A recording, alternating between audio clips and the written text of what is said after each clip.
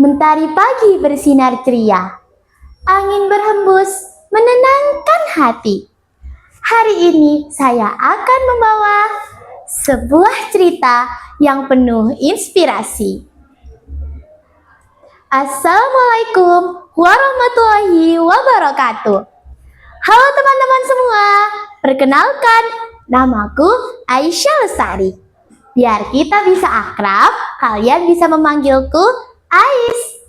Pada kesempatan kali ini, Ais akan membawakan sebuah cerita yang penuh dengan misteri, petualangan, dan yang pastinya menceritakan dan mengajarkan tentang cinta, bangga, dan paham rupiah. Suatu sore, sepulang sekolah, seorang siswa SD bernama Riko sedang membantu ibunya berjualan di dekat rumah. Saat menerima uang dari pembeli, Riko heran. Uangnya tidak ada yang benar. Yang satu sudah penuh dengan coretan, dan yang satu sudah kusut. Lalu Riko bertanya kepada ibunya, Ibu, kenapa ya masih banyak orang yang tidak bisa menghargai rupiah? Hingga dua uang rupiah ini ada yang sudah kusut dan ada yang sudah banyak coretan. Ibu Riko menjawab, ya, karena masih banyak yang belum tahu cara menghargai rupiah. Jadi generasi muda pastinya belum banyak yang tahu. Riko mengerti. Lalu waktu malam hari saat Riko hendak tidur, ia memegang uang 2.000 rupiah.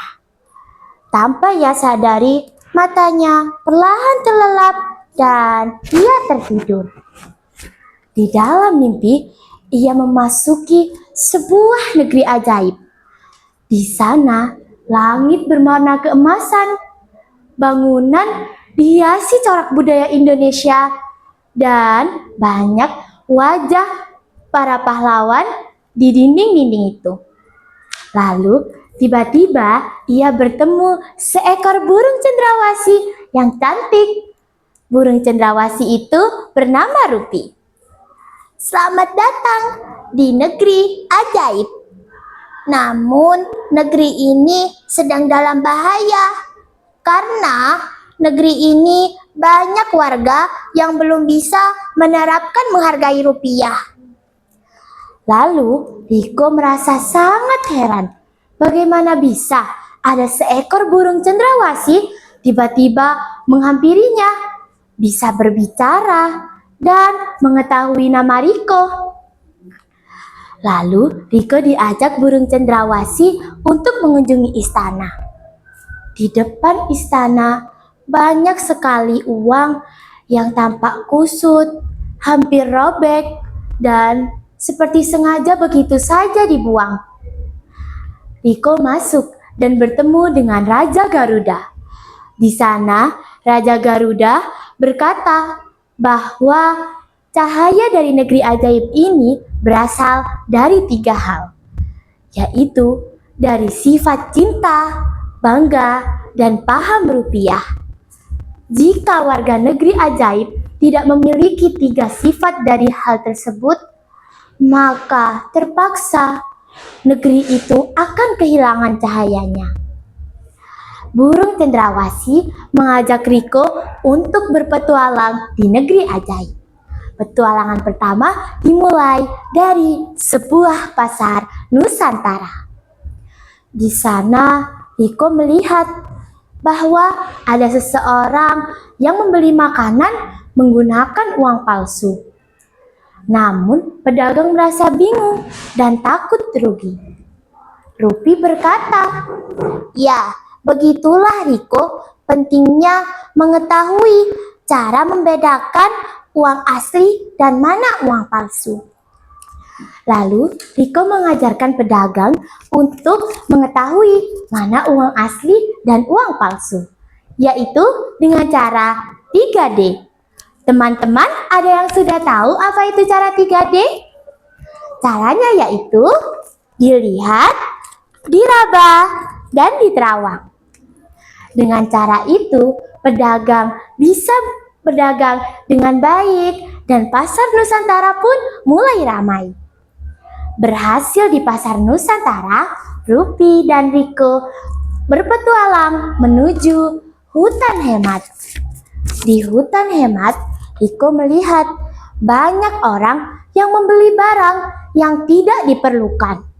Mereka sengaja menghumbar-humbarkan uang biar bisa mengikuti tren. Di sana, Riko ingat pesan dari ibunya bahwa paham rupiah berarti kita bisa memakai untuk hal yang penting. Riko mengajarkan kepada anak-anak dan orang-orang yang ada di sana untuk berbelanja yang penting. Dan ia juga menyadarkan bahwa akibat dari menghambur-hamburkan uang itu, pohon menjadi layu dan sungai tidak bersih karena banyak sekali sampah. Karena itu, mereka sebagai warga pun merasa risih melihat hutan hemat yang sudah tidak bersih lagi. Mereka sadar kalau perilaku mereka tidak baik. Nah, berhasil di hutan hemat, inilah puncaknya, Menara Kebanggaan. Di sana, Riko melihat banyak orang yang lebih bangga berbelanja dan memiliki uang dari negara asing daripada menggunakan uang rupiah Indonesia.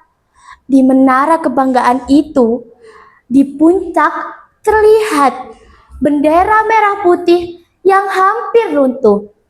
Dengan semangat yang membara, Riko berkata, "Hei warga negeri ajaib, kau harus sadar bahwa rupiah di atas segalanya. Rupiah sangatlah penting untuk kalian jaga. Karena kekuatan dari negeri ini berasal dari rupiah yang dapat kalian jaga." Karena semangat Riko, warga di sana pun mengangkat rupiah tinggi-tinggi dan bersorak.